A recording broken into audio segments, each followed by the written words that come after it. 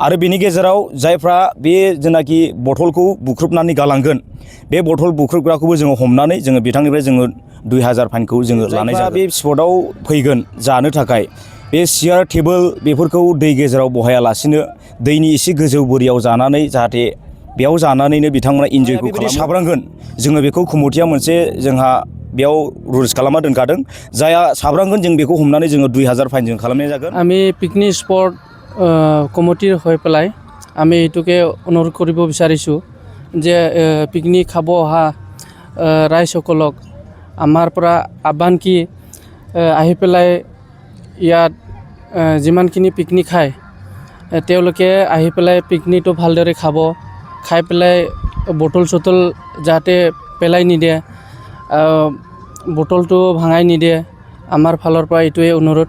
আৰু যিমানখিনি ইয়াত আপোনালোকে খাব খোৱা এইটো প্লাষ্টিক এইটো অলপ ভালকৈ জমাকৈ থৈ যাব আমাৰ কমিটিৰ হৈ পেলাই আমি এইটো অনুৰোধ কৰিছোঁ। আৰু টাইমিংটো কেনেকুৱা ৰাখিছে? টাইমিং আমাৰ এনে 6টাৰ বজাৰ পৰা 6টালৈকে। আৰু কমিটিৰ হৈ পেলাই আমি এইটো অনুৰোধ কৰিব বিচাৰিছোঁ যে যিমানখিনি মানুহ আহে ৰাস্তাত যেন ভালকৈ আহে আৰু লিমিট 40 ওপৰত নচলাব আমাৰ এইটো অনুৰোধ। আৰু কমিটিৰ হৈ পেলাই আমি এইটো অনুৰোধ কৰিব বিচাৰিছোঁ যে যিমানখিনি পিকনিক খাব আহা যোনে ড্ৰাইভিং কৰিব তেওঁলোকে মদ খাব নাপাব, এইটো আমাৰ ফালৰ পৰা অনুৰোধ। যাতে আপোনালোকে মানুহলৈ আহে, মানুহলৈ যাব লাগে, এইটো কাৰণে ড্ৰিংক কৰিব নাপাব, আমাৰ ফালৰ পৰা এইটো অনুৰোধ। আৰু जोङो सरलपारा पिकनिक स्पटनि कमिटि हिसाबै जोंहा मोनसे रुल रेगुलेसन दङ। जोङो बे रुल्स बायदि जोङो सालायनो जोङो गोनां जायो, मानोना जों गोजौ लेभेलनिफ्राय बे रुल्सखौ जोंनो होखादों जाहाथे गोबां मानसिफ्रा नैबे सरलपारा पिकनिक स्पटआव पिकनिक जानो थाखाय गोबां मानसियानो फैयो। फैग्राफोरनिसिम जोङो बेबायदि मोनसे जोङो मस्ट वेलकामखौ जोङो खालामो, बिथांमोना फैनो हागोन। आरो बे फैनायनि गेजेराव मोनसे गावनि डिसिप्लिनखौहाय लाखिनो थाखाय जोङो बेबायदि मोनसे जोंनि स्पट कमिटिनिफ्राय जोङो खावलायनाय थायो। जोंनि एन्ट्रि बे टाइमा जाहैबाय फार्स्टआव जोङो 6निफ्राय जोङो 6 एक्जिटआ 6आव आरो एन्ट्रियाबो 6आव जोङो बेखौ जोङो कमिटिनिफ्राय जोङो बेखौ जोङो खालामनाय जायो।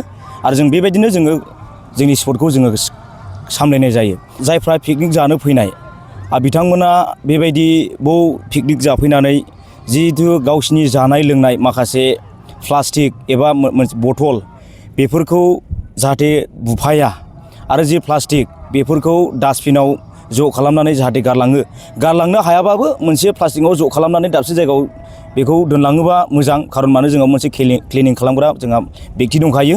बेनिखायनो जाफैग्राफोरनिसिम जोङो बेखौ खावलायनाय थाबाय जाहाथे जिखि बेसादखौ इउज खालामा मानो बे बेसादफोरखौ मोनसे जायगायाव ज' गालाङो बेखौ जोङो कमिटिनिफ्राय जों खावलायहरनाय थाबाय।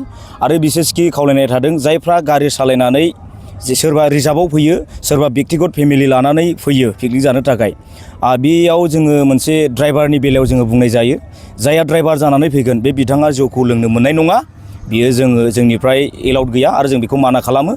ड्राइभार बिथाङा जौखौ मोनलोंथारनाय नङा, मानोना बिहा मोनसे गावनि लाइफ एबा गुबुननि लाइफखौबो बिहा बासायनायनि मोनसे गोनांथि दङ। बेनिखायनो बियो जाहाथे फैनायाव मोजाङै फैनानै थांफिननायावबो बियो मोजाङै गुबुननि लाइफखौबो आरो गावनि लाइफखौबो जाहाथे मोजाङैनो बियो दैदेनलांनानै गावनि न'खर एबा फेमिलिजों बेबायदि मोनसे लोगो न'खर लाहैलायफिननो हायो। जोङो बेखौ स्पटनिफ्राय जोङो मोजाङैनो जोङो बेखौ जोङो खावलायनाय थायो। बिनि बेलायाव नंगौ जोंनि बे सरलपारा पिकनिक स्पटआ मोनसे अरनबारि गेजेरजों एबा नेसनेल पार्क बिनि गेजेरजों फैनांगौ जायो। आरो बेयाव माब्लानि समाव बे जिब जुनारफ्रा ओंखारगोन बेखौ रावबो बुंनो हाया। बेनिखायनो जोङो जोंनि स्पटनिफ्राय जोङो बेखौनो खावलायनाय थाबाय बिथांमोना जाहाथे 6टानि सिगां एबा 6टायावनो बिथांमोना बिनिफ्राय ओंखारलांजोबनानै जाहाथे मोजाङै सहैफिनो आरो बेयाव हाग्रायाव थानाय मोनसे जिब जुनारफोरजों जाहाथे एक्सिडेन्टफोर जाया आरो बेबायदि मोनसे सौग्रावलायनाय जाया, जोङो बेखौ स्पटनिफ्राय जोङो बेखौ मोजाङै जोङो हामलायथिनाय थायो। आरो बेजों लोगोसे जोङो खावलायनाय थायो जि ड्राइभारफ्रा सालायनानै फैगोन एबा थांफिनगोन बिथांनि थाखाय जोङो मोनसे कारेक्ट बेबायदि जोङो 40 जोङो बिसिम बिथांमोना बे गारिखौ सालायलांनो एबा सालायबोनो थाखाय जोंनि कमिटिनिफ्राय जोङो बेखौ जोङो गुरैयै खावलायहरनाय थाबाय। बिनि बिसयाव जोङो कमिटि जानानै आरोबाव जोङो बेखौ फोरमायहरनो सानबावबाय। जोङो मानोना नैबे जोंनि सरलपारा पिकनिक स्पटनि गेजेरजों बोहैलांनाय जि दै बेखौ जोंनि लकेलफ्रा बाहायनाय जायो आरो बेजोंनो माखासे दुगैनाय सि जोम सुनाय माखासे गोबां खामानियाव बे दैखौ बाहायनाय जायो। बेनिखायनो आङो बुङो कमिटिनि जानानै जाहाथे जायफ्रा बे स्पटआव फैगोन जानो थाखाय बे सियार टेबोल बेफोरखौ दै गेजेराव बहायालासिनो दैनि एसे गोजौ बोरियाव जानानै जाहाथे बेयाव जानानैनो बिथांमोना इन्जयखौ खालामो। बे टेबोल सियारखौ लानानै दि दैयावहाय जानांगौ बे नङा, बेयाव जाब्लाल' दि मानसिफ्रा इन्जय एबा गोजोननायखौ मोनगोन बे नङा। बेनिखायनो जोङो खावलायनाय थाबाय जायफ्रा जाफैगोन बिथांमोना जाहाथे टेबोलखौ दैयाव लांनानै जौ एबा बेबायदि मोनसे जाग्रा मुवाफोरखौ बे दैनि सिङाव जिहेथु जाहैया बेखौ जोङो स्पटनिफ्राय माना खालामनाय जायो। आरो बेजों लोगोसे खावलायनाय थाबावबाय जोंनि जि दावबायारिफोर पिकनिक जानो फैनाय मानसिफोर गोबाङा बाइकजों फैयो, गोबाङा कारजों फैयो। जाय व्यक्तिफ्रा बाइकजों फैयो बे व्यक्तिफ्रा बाइकफोरखौहाय जाहाथे मोजाङै सालायबोयो आरो जोंनि नैबे जिनाखि सिङाव जोंनि पिकनिक स्पट सिङाव जाहाथे गावसिनि बाइकफोरखौ अभार बेबायदि साब्राङा।